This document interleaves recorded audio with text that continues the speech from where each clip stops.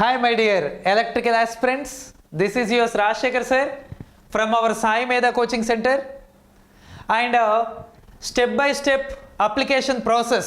Actually నిన్న మనము live చూసాము బట్ ఆ లైవ్ అరౌండ్ 1.5 hour వచ్చింది సార్. చాలా లెంతీ, ఎందుకంటే చాలా డౌట్స్ అడిగారు సార్ చాలామంది స్టూడెంట్స్. ఆల్మోస్ట్ ఒక 150 మెంబర్స్ ఆఫ్ స్టూడెంట్స్ ఉన్నారు. అందరూ చాలా డౌట్స్ అడిగారు. కొంచెం టైం బాగా ల్యాగ్ అయినట్లు అనిపించి ఆ వీడియో హోల్డ్ చేశాం సార్. అందుకని మళ్ళీ స్వీట్ అండ్ షార్ట్గా మీ డౌట్స్ అన్నీ కన్సిడర్ చేసి ఆ వేలో ఇవ్వడానికి ట్రై చేస్తున్నాను సార్. ఎందుకంటే కొత్తగా ఎవరైనా చూడాలి అనుకుంటే 1.5 hour వీడియో చూడడం కష్టం అవుతుంది సార్. అందుకని ఈ విధంగా చేస్తున్నాను. ఇంకా ఎవరైతే అప్లికేషన్ చేయలేదో కొంచెం క్లారిటీ తెచ్చుకున్న తర్వాత 1-2 సార్లు వీడియోస్ అండ్ ఇన్ఫర్మేషన్ తెలుసుకున్న తర్వాతే అప్లై చేయడానికి ట్రై చేయండి. ఫాస్ట్గా ఏదో ఒకటి అప్లై చేయడానికి ట్రై చేయొద్దు. ఎందుకంటే అప్లై చేస్తున్నాము అంటే that is a first step. ఆ ఫస్ట్ స్టెప్ మీరు గట్టిగా వేస్తే ఈజీ అవుతుంది సార్. ఓకేనా? మీరు బాగా అప్లై చేసేటప్పుడు అన్ని డీటెయిల్స్ కనుక్కొనే చేయండి. 1-2 సార్లు ఆలోచించే చేయండి. అండ్ ఇంకా ఎవరైతే ప్రిపరేషన్ స్టార్ట్ చేయలేదో స్టార్ట్ యువర్ ప్రిపరేషన్. మన సాయిమేధాలో ఆఫ్లైన్ అండ్ ఆన్లైన్ 2 బ్యాచెస్ కూడా స్టార్ట్ అయినాయి సార్. Already 2 batches. ఆఫ్లైన్ మన సాయిమేధా దిల్సుఖ్ నగర్లో స్టార్ట్ అయింది సార్. జస్ట్ ఈ రోజు నుంచే బ్యాచ్ స్టార్టెడ్, అంటే మెయిన్ సబ్జెక్ట్ ఈ రోజు నుంచే స్టార్ట్ అయింది. ఇంకా ఎవరైనా ఆఫ్లైన్ కోసం వెయిట్ చేస్తే మన సాయిమేధా మొబైల్ నెంబర్కి కాల్ చేయండి. అది కాకుండా ఆన్లైన్ లైవ్ క్లాసెస్ కూడా స్టార్ట్ అయినాయి సార్ రీసెంట్గానే 2-3 days బ్యాక్. సాయిమేధా గేట్ అనే యాప్ని డౌన్లోడ్ చేయండి. ఈ సాయిమేధా గేట్ అనే యాప్ డౌన్లోడ్ చేస్తే మీకు లైవ్ కూడా వస్తుంది. ఇంకా ఎలాంటి డీటెయిల్స్ కావాలన్నా ఈ నెంబర్కి కాల్ చేయండి, ఇంక్లూడింగ్ యువర్ అప్లికేషన్ ప్రాసెస్ గురించి కూడా. చూద్దాం సార్. ఇప్పుడు అప్లికేషన్ ప్రాసెస్కి వెళ్తే మనం ఓపెన్ చేసిన వెంటనే ఫస్ట్ ఈ విధంగా వస్తుంది సార్. మీరు జెన్కోలోకి వెళ్ళి అక్కడ ఏపీ జెన్కో రిక్రూట్మెంట్ నోటిఫికేషన్ అని వచ్చింది కదా, అలా విద్యుత్ డిపార్ట్మెంట్ నోటిఫికేషన్ అని బ్లింక్ అవుతూ ఉంటుంది. మీరు ఇక్కడ అప్లై ఆన్లైన్ పైన క్లిక్ చేస్తే నెక్స్ట్ ఈ విధంగా వస్తుంది సార్. ఈ విధంగా వచ్చినప్పుడు ఇక్కడ చూడండి ఏపీ విద్యుత్ రిక్రూట్మెంట్ పోర్టల్, ఈ పోర్టల్లోనే చేయడానికి ట్రై చేయండి సార్. ఈ పోర్టల్ ఓపెన్ చేసిన వెంటనే ఇక్కడ new application starts on 30th. Already నిన్ననే స్టార్ట్ అయింది సార్. చాలామంది కాల్స్ చేస్తున్నారు అప్లికేషన్ ఎలా అని. ఎలాంటి మిస్టేక్స్ చేయొద్దు. ఇప్పుడు చూడండి, మీరు అప్లై చేసేటప్పుడు ఫస్ట్ మీ దగ్గర పెట్టుకోవాల్సినవి 1 to 7th bonafides study certificates అంటాం.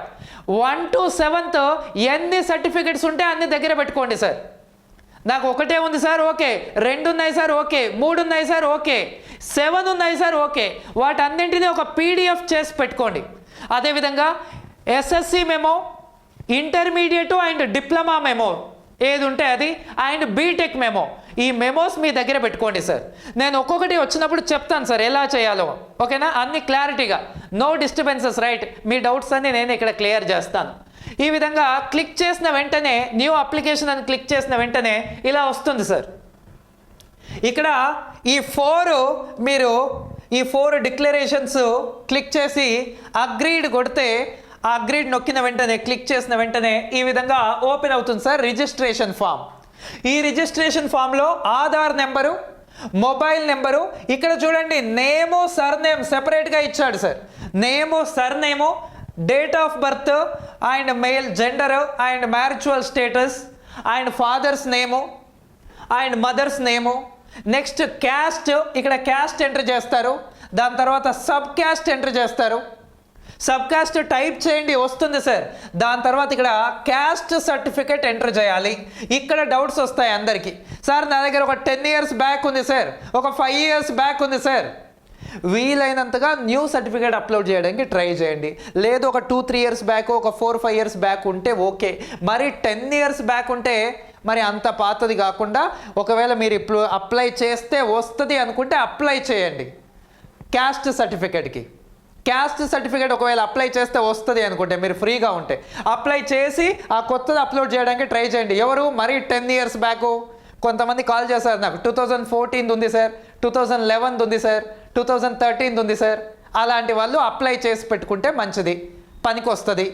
లేదు ఈ 2-3 ఇయర్స్ బ్యాక్ అయితే అప్లై చేయొచ్చు, క్యాస్ట్ ఎవ్రీ ఇయర్ ఏం చేంజ్ అవ్వదు కాబట్టి ఆ క్యాస్ట్ సర్టిఫికేట్ అనేది అప్లోడ్ చేయాలి. ఇక్కడ క్యాస్ట్కి కావాల్సిన మీ డౌట్స్ అన్నీ క్లియర్ అయ్యి ఉంటాయి అనుకుంటున్నాను. ఇన్కమ్ సర్టిఫికేట్ ఎక్కడ అడగలేదు, క్యాస్ట్ ఒకటే, ఆ క్యాస్ట్ సర్టిఫికేట్ రీసెంట్గా ఉంటే బెస్ట్, అలా అప్లోడ్ చేయండి. ఎస్సీ వాళ్ళకైతే నేను డివిజన్ అవ్వకముందు నా దగ్గర ఉంది సార్, డివిజన్ అయిన తర్వాత లేదు.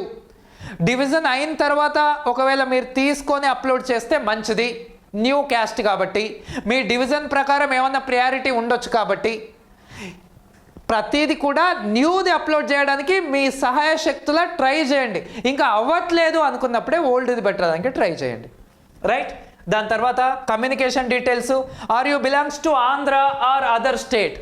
మీరు ఆంధ్ర అయితే ఎస్ అని క్లిక్ చేస్తారు, అదర్ స్టేట్ అయితే నో అని క్లిక్ చేస్తారు. ఇక్కడ మీ district, mandal, village, pin code, door number, land mark కూడా అడిగాడు సార్, అండ్ ఈమెయిల్, ఇవన్నీ కూడా మీరు ఎంటర్ చేస్తారు సార్. ఓకేనా, ఇక్కడ ఎలాంటి డౌట్స్ ఉండవు మీకు, ఇక్కడ ఎలాంటి డౌట్స్ ఉండవు. ఇక్కడ అన్నీ ఎంటర్ చేశాను చూడండి, వాల్యూస్ అన్నీ ఎంటర్ చేసేసాను సార్. అన్నీ ఎంటర్ చేసిన తర్వాత మీరు ఇక్కడ సెండ్ ఓటీపీ అని వస్తుంది సార్.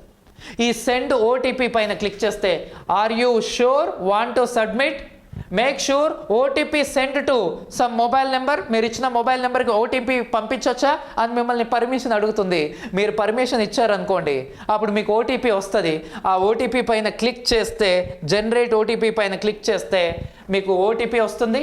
ఇక్కడ చూడండి కమ్యూనికేషన్ అడ్రస్ ఇందాకటిదే సార్, సేమ్ కమ్యూనికేషన్ అడ్రస్. మీరు సెండ్ ఓటీపీ పైన క్లిక్ చేస్తే అప్పుడు ఓటీపీ వస్తుంది. మీరు ఓటీపీ ఎంటర్ చేసి సబ్మిట్ పైన క్లిక్ చేస్తారు. ఇక్కడ ఎలాంటి డౌట్స్ ఏమి ఉండవు sir. Next registration form. Dear Rajasekhar, you have successfully completed your details and నీకంటూ ఒక నెంబర్ ఇచ్చాడు ఇక్కడ, యూజర్ ఐడి అండ్ పాస్వర్డ్ వచ్చేసి మన మొబైల్కి మెసేజ్ వస్తుంది. ఆ యూజర్ ఐడి అండ్ పాస్వర్డ్స్ దగ్గర పెట్టుకోండి. అప్పుడు click here to login and complete your application. Registration అయిపోయింది కదా, ఇప్పుడు click here to complete your application అని అంటున్నాడు. క్లిక్ చేద్దామా సార్ మరి? ఎస్. సో క్లిక్ చేస్తే మన డీటెయిల్స్ అన్నీ వచ్చాయి సార్ ఇక్కడ మళ్ళీ. అప్పుడు ఇక్కడ మన ఫోటో, ఒక నీట్గా ఉన్న ఫోటో విత్ సిగ్నేచర్ రెండు కలిపి ఉండాలి సార్. రెండు కలిపి మీరు పెయింట్లోకి వెళ్ళి యాడ్ చేసేయండి సార్, పెయింట్లోకి వెళ్ళి యాడ్ చేసేయండి. అది కూడా ఎంత ఉండాలి సార్, ఇక్కడ చూడండి, sign with black ink only. Red ఇంకులు, బ్లూ ఇంకులు వాడద్దు సార్, బ్లాక్ ఇంక్ వాడడానికే ట్రై చేయండి. దాని తర్వాత జేపీజీ ఆర్ జేపీఈజీ ఫార్మాట్లోనే అప్లోడ్ చేయండి. అది కూడా లెస్ దాన్ 150 KB, 150 KB కన్నా తక్కువ ఉండేలాగా చూసి అప్లోడ్ చేయడానికి ట్రై చేయండి. అది అప్లోడ్ అయిన తర్వాత మీరు నీట్గా చూసి అప్లోడ్ చేస్తే చాలు సార్. మీరు అప్లోడ్ అయిన తర్వాత కొంచెం డీవియేట్ అయినా ఏం ప్రాబ్లం ఉండదు, అది తీసుకుంటే ఓకే, హ్యాపీ. అప్పుడు సేవ్ అండ్ కంటిన్యూ పైన క్లిక్ చేస్తే, సేవ్ అండ్ కంటిన్యూ పైన క్లిక్ చేస్తే ఇక్కడ వచ్చేసింది next. Okay, successfully updated, successfully updated. ఇప్పుడు అకాడమిక్ క్వాలిఫికేషన్లోకి వచ్చేసాం మనం. ఇప్పుడు ఓకే అని క్లిక్ చేస్తే అకాడమిక్ క్వాలిఫికేషన్స్ వచ్చాయి. ఇక్కడ చాలా మందికి డౌట్స్ ఏంటంటే, మీరు జనరల్గా రెగ్యులర్గానే చదువుంటారు 1 to 7th. ఏపీ వాళ్ళందరూ రెగ్యులర్ అనే పెడతారు. అదర్ స్టేట్ వాళ్ళు, ఫస్ట్ పాయింట్, అదర్ స్టేట్ వాళ్ళు ఇక్కడ రెగ్యులర్ అని పెట్టి ఇక్కడ అదర్ స్టేట్ అని పెట్టి అప్లై చేయడానికి ట్రై చేయండి. అలో చేస్తే ఓకే, అలో చేయకపోతే అప్పుడు మీరు ప్రైవేట్ అని పెట్టండి సార్. మోస్ట్లీ ప్రైవేట్ అని పెడితేనే యాక్సెప్ట్ అవుతున్నట్లుంది అదర్ స్టేట్ వాళ్ళు. ఏపీ వాళ్ళు మీరు రెగ్యులర్ అని పెట్టేసి ఇక్కడ రెగ్యులర్ అని పెట్టిన తర్వాత డిస్ట్రిక్ట్ అడుగుద్ది సార్, స్టేట్ ఏం అడగదు. ఇంకా అప్పుడు డిస్ట్రిక్ట్, దాని మండలు, వాట్ ఎవర్ ఆ డీటెయిల్స్ అడుగుతుంది, మన స్కూల్ డీటెయిల్స్ ఒకవేళ అడిగితే. దాని తర్వాత ఇక్కడ చూడండి, upload all study certificates in a single PDF. Sir నా దగ్గర ఒకటే ఉంది సార్, ఒకటే అప్లోడ్ చేయండి. 2 ఉన్నాయి సార్, 2 PDF చేసి అప్లోడ్ చేయండి. 7 ఉన్నాయి సార్, 7 అప్లోడ్ చేయండి. ఇక్కడ చాలామందికి డౌట్స్ ఉన్నాయి సార్. సార్ నేను ఏ డిస్ట్రిక్ట్లో లోకల్ అవుతా, ఏ జోన్లో లోకల్ అవుతా అని. మీరు ఏ డిస్ట్రిక్ట్లో లోకల్ అవుతారు, ఏ జోన్లో లోకల్ అవుతారు అనేది మీ 1 to 7 years ఆఫ్ స్టడీ అనేది డిసైడ్ చేస్తుంది. సార్ నాది యాక్చువల్గా చిత్తూరు, నేను 1 to 7 విజయవాడలో చదివినాను, అప్పుడు నువ్వు విజయవాడకి లోకల్ అవుతావు. సార్ నాది యాక్చువల్గా విజయవాడ, నేను 1 to 7 తెలంగాణలో చదివాను, you are non local. Sir నేను 1 to 7లో 1 to 3 విజయవాడలో చదివాను, 4 to 7 తిరుపతిలో చదివాను, ఎక్కువ నెంబర్ ఆఫ్ ఇయర్స్ని క్యాలిక్యులేట్ చేస్తాడు. మీరు ఎక్కువ నెంబర్ ఆఫ్ ఇయర్స్ ఎక్కడైతే చదివారో అది నీకు లోకల్ కింద యాడ్ చేస్తాడు. సార్ ఇక్కడ స్టడీ సర్టిఫికెట్లు నేను 1 చదివాను సార్, సెకండ్ జంప్ కొట్టేసి 3rd 4th 5th ఇలా చదివాను సార్, నా దగ్గర సెకండ్కి స్టడీ సర్టిఫికెట్ లేదు సార్. ఒకవేళ మీరు చదివిన స్కూల్లో సెకండ్కి కూడా స్టడీ సర్టిఫికెట్ ఇస్తే తీసుకొని అప్లోడ్ చేయండి. లేకపోతే యాక్చువల్గా ప్రొసీజర్ ఏంటంటే ఎంఈఓని అడగాలి, ఆయన ఏమన్నా సొల్యూషన్ చెప్తాడా అని. ఆయన ఏమన్నా ఓకే వీడు జెన్యూన్ క్యాండిడేటే, సెకండ్ క్లాస్ జంప్ చేశాడని ఏమైనా ఇస్తాడని చూడాలి. లేదంటే ఉన్నవి అప్లోడ్ చేయండి, ఉన్నవి అప్లోడ్ చేసిన తర్వాత సర్టిఫికేట్ వెరిఫికేషన్లో చెప్పండి ఐఎమ్ ఇంటెలిజెంట్ సార్, అప్పుడు నేను చాలా ఇంటెలిజెన్స్ ఇప్పట్లాగానే, సో నేను జంప్ అయినాను సార్ అని చెప్పడమే. ఇంకా వీ కాన్ డూ ఎనీథింగ్. మీ దగ్గర ఒకవేళ ఇక్కడ ఇంకా స్టడీ సర్టిఫికేట్ ఎందుకు లేని పక్కన పడేసి ఉంటారు, ఇప్పుడు తీసుకోవడానికి మీ స్కూల్కి వెళ్తే మీ స్కూల్ అక్కడ లేదనుకోండి, మీ స్కూల్కి నియర్ బై ఉన్న గవర్నమెంట్ స్కూల్కి మీ ఫైల్స్ ఇస్తారు, అక్కడికి వెళ్తే వాళ్ళు అడిగితే ఇస్తారు. అలా ఇవ్వకపోతే మీ దగ్గర ఏవైనా స్టడీ సర్టిఫికెట్స్ లేకపోతే ప్రొసీజర్ ఏంటంటే ఎంఈఓ దగ్గర ఒక ఫార్మాట్ ఉంటుంది, వాళ్ళు రాసిస్తారు, ఆ ఫార్మాట్ తీసుకొచ్చి ఇక్కడ అప్లోడ్ చేయాలి ఏవైతే స్టడీ సర్టిఫికెట్స్ లేవో దాని ప్లేస్లో.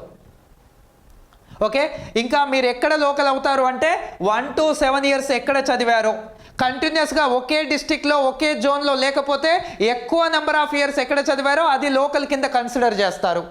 సార్ నేను తెలంగాణలో చదివినాను సార్, బట్ మేము యాక్చువల్గా ఆంధ్రానే సార్ అంటే నీకు లోకల్ ఇవ్వరు సార్, నాన్ లోకలే ఇస్తారు.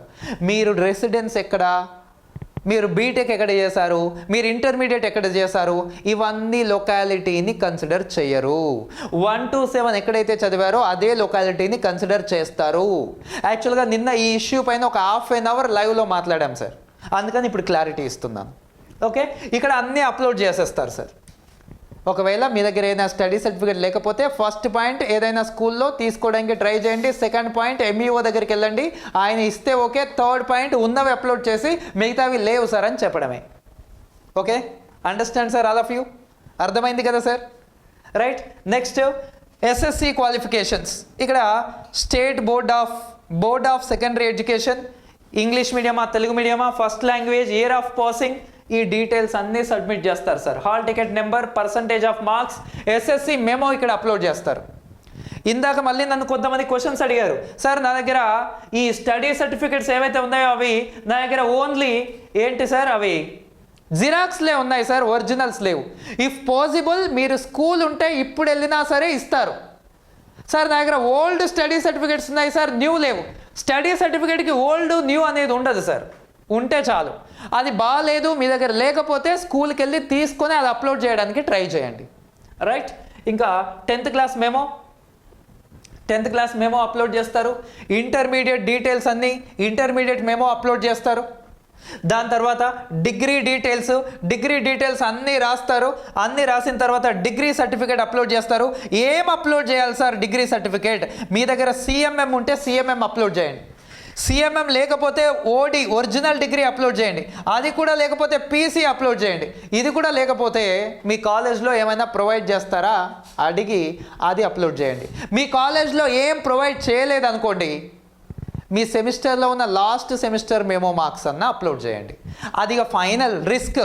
కాలేజ్ నుంచి ఏదైనా కోర్సు కంప్లీషన్ సర్టిఫికేట్ ఉంటే first priority, second priority, third priority. College నుంచి ఏమైనా ఇస్తే, ఇంకా అది కూడా లేకపోతే లాస్ట్ సెమ్ సర్టిఫికేట్ అయినా అప్లోడ్ చేయాలి. ఎందుకంటే ఇవేవి లేవు అంటున్నారు కాబట్టి ఇందులో ఏదో ఒకటి తీసుకోవడానికి ట్రై చేయండి ప్రయారిటీ వైజ్గా.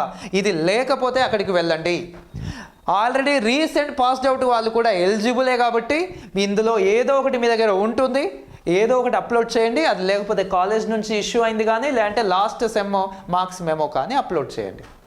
ఇంకా తప్పదు అంటే అది రిస్కీ కేస్, అవి రిస్కీ కేస్, ఇది సేఫ్ కేస్. ఈ విధంగా అప్లోడ్ చేస్తారు. ఇంటర్మీడియట్, డిగ్రీ అవన్నీ అప్లోడ్ చేసిన తర్వాత మరి పీజీ కూడా ఉందా అని అడుగుతున్నాడు. ఉంటే ఉంది అని, లేదంటే లేదు అని ఆ డీటెయిల్స్ ఎంట్రీ చేస్తారు. సేవ్ అండ్ కంటిన్యూ కొడతారు. అప్పుడు మళ్ళీ మన డీటెయిల్స్ ఈ విధంగా వచ్చినాయి. ఈ డీటెయిల్స్ అన్నీ వచ్చినాయి సార్. అక్కడ ఫోటో మనం అప్లోడ్ చేసిన అన్నీ ఏమైనా ఎడిట్ ఆప్షన్ ఉందా చూసుకొని ఎడిట్ చేసుకోవాలి.